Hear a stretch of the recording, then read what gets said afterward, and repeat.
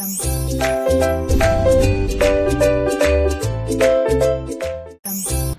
everyone, welcome to my channel Chemistry SF. Those who are new here, myself Subbarayu. I teach chemistry in simple and engaging way. If you are interested, keep watching. In today's session, we are going to discuss about empirical formula, molecular formula, relation between empirical and molecular formula, and we have to take some examples for both, and how to calculate a molecular formula if empirical formula is known. Intermediate first year లేదా 11th class chemistry, some basic concepts of chemistry అనే చాప్టర్లో empirical formula ఏంటి, molecular formula ఏంటి, empirical formula గురించి information, రెండింటి మధ్య ఉన్న relation, examples ఇవి చూద్దాం. సరే, ఇప్పుడు what is meant by empirical formula? ఏంటి ఎంపిరికల్ ఫార్ములా అంటే?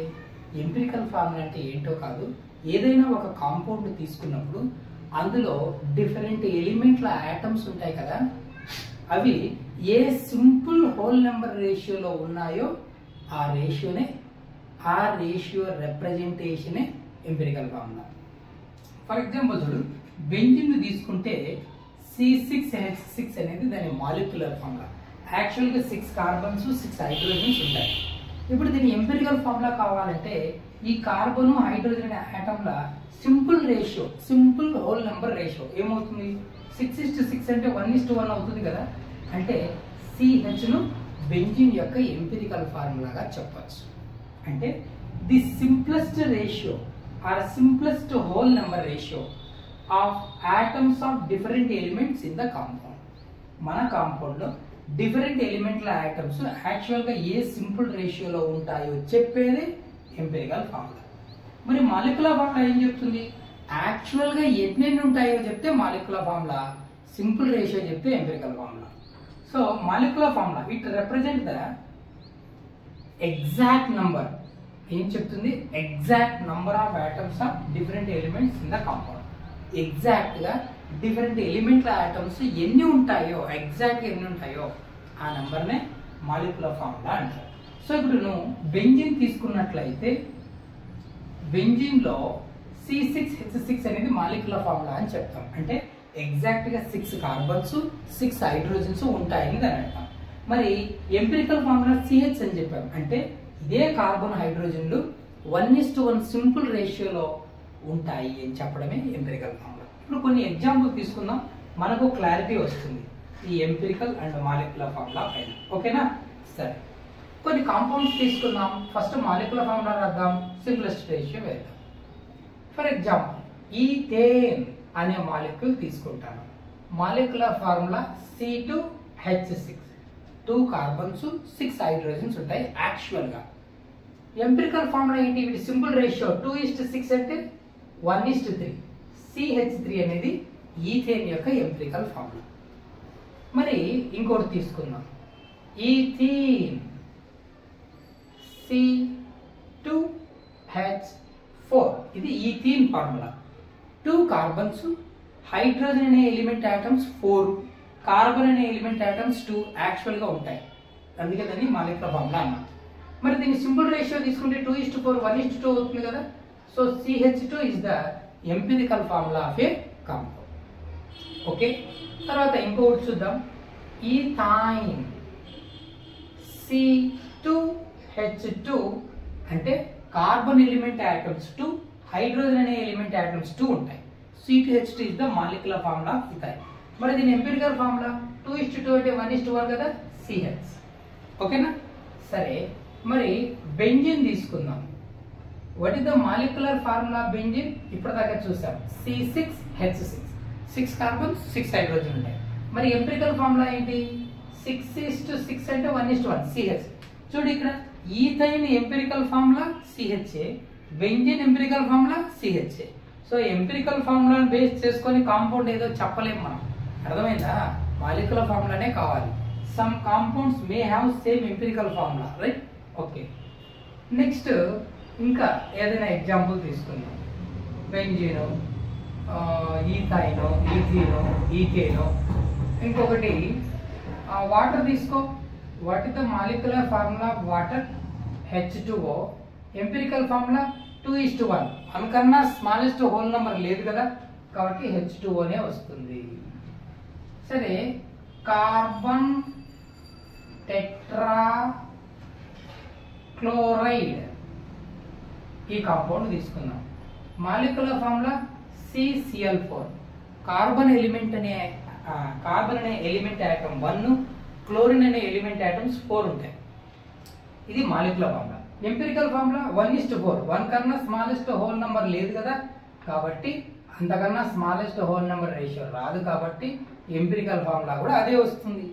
ఇంకొకటి అసిటిక్ యాసిడ్. సో CH3COOH ఇది మాలిక్యులర్ ఫార్ములా. కార్బన్లు 2 ఉన్నాయి, హైడ్రోజన్లు 4 ఉన్నాయి, ఆక్సిజన్లు 2 ఉన్నాయి. సో 2:2:4. సో 2తో సింపుల్ రేషియో తీసుకోవచ్చు కదా.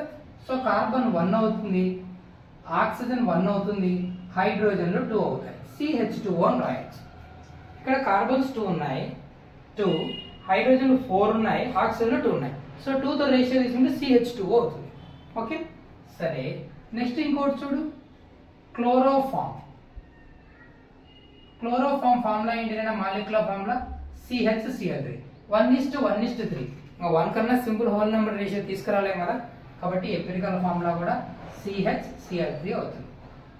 ఇక అర్థమైంది అనుకుంటా. మాలిక్యులర్ ఫార్ములా, ఎంపిరికల్ ఫార్ములా అంటే actual number of atoms of different elements present in the compound is called molecular formula. Their simplest whole number ratio indicates empirical formula. అర్థమైందా? సరే, బాగుంది. మరి ఒక కాంపౌండ్ మాలిక్యులర్ ఫార్ములాను ఎలా కనుక్కుంటాం సార్ అంటే, if we no empirical formula and molecular weight of the compound we can measure molecular formula. Okay, మరి empirical formula ఎలా కనుక్కోవాలి? ఎంపిరికల్ ఫార్ములా మెజర్ చేయాలంటే మన కాంపౌండ్ లో ఉన్న డిఫరెంట్ ఎలిమెంట్స్ ఉన్నాయి కదా, వాటి వెయిట్ పర్సెంట్, అదే మాస్ పర్సెంట్ కావాలి. ఆ మాస్ పర్సెంట్ ఇవ్వగలిగితే ప్రాబ్లంలో, ఫర్ ఎగ్జాంపుల్ కార్బన్ 60%, హైడ్రోజన్ 40% అని ఏదైనా చెప్పాడు అనుకో బై మాస్ అని, అప్పుడు వాటి మాస్ పర్సెంట్ ని అటామిక్ వెయిట్ తో డివైడ్ చేస్తే రిలేటివ్ నెంబర్ వస్తుంది. స్మాలెస్ట్ వాల్యూతో వాటిని మళ్ళీ డివైడ్ చేస్తే సింప్లెస్ట్ రేషియో వస్తుంది. సో దాన్ని బేస్ చేసుకొని మనకు హోల్ నెంబర్ ఉంటే డైరెక్ట్ గా ఎంపిరికల్ ఫార్ములా డిరైవ్ చేయొచ్చు. మరి ఎంపిరికల్ ఫార్ములా నుంచి మాలిక్యులర్ ఫార్ములా ఎలా డిరైవ్ చేయాలి అది చూద్దాం. So calculating molecular formula. ఒక కాంపౌండ్ మాలిక్యులర్ ఫార్ములా ఎలా మెజర్ చేస్తామంటే, if we know its empirical formula and molecular weight. See how. Suppose నీకు ఎంపిరికల్ ఫార్ములా ఉంది, ఇప్పుడు మాలిక్యులర్ ఫార్ములా కావాలి. To get a molecular formula, we have to multiply empirical formula with n. n తో multiply చేస్తే వస్తుంది empirical formula. మరి n ఏంటి? Here n is equals to molecular weight of the compound divided by empirical formula weight. Empirical formula weight. ఇలా ఒక compound molecular weight ని దాని empirical formula wait తో డివైడ్ చేస్తే n వాల్యూ వస్తుంది. ఫర్ ఎగ్జాంపుల్ ఒక చిన్న ప్రాబ్లం చూద్దాము. మనకు క్వశ్చన్ ఇస్తాడు. So empirical formula is CH2O అని ఇచ్చాడు. ఏంటి empirical formula? Molecular weight of the compound ఏమి ఇచ్చాడంటే 90 g/mol ఇచ్చాడు. 90 g/mol. Then what is molecular formula అంటాడు. సో మాలిక్యులర్ ఫార్ములా కావాలి అంటే ముందు మనకి ఏం కావాలి? n కావాలి, ఎంపిరికల్ ఫార్ములా కావాలి. ఎంపిరికల్ ఫార్ములా ఉంది, n కావాలి. ఇక్కడ n ఎలా వస్తుంది? n is equal to molecular weight ఎంత ఇచ్చాడు? 90 divide by empirical formula wait. దీని వెయిట్ కావాలి. Carbon atomic weight 12, 2 hydrogens 2 × 1, oxygen 16. So 16 ఒక 2 ఎంత? 18. 18 plus 12 ఎంతనైనా 30. So empirical formula wait is equals to 30 వస్తుంది కదా. So molecular weight by empirical formula wait 30 వేస్తే 3 వస్తుంది. Therefore molecular formula is equals to empirical formula to the base n కదా. Empirical formula ఏంటి? CH2O అని ఇచ్చాడు. ఇంటూ n కదా, n అంటే 3 విచ్ ఇస్ ఈక్వల్స్ టు 3తో మల్టిప్లై చేస్తే 3 కార్బన్స్ 6 హైడ్రోజన్స్ 3 ఆక్సిజన్స్. ఇది మనకు మాలిక్యులర్ ఫార్ములా.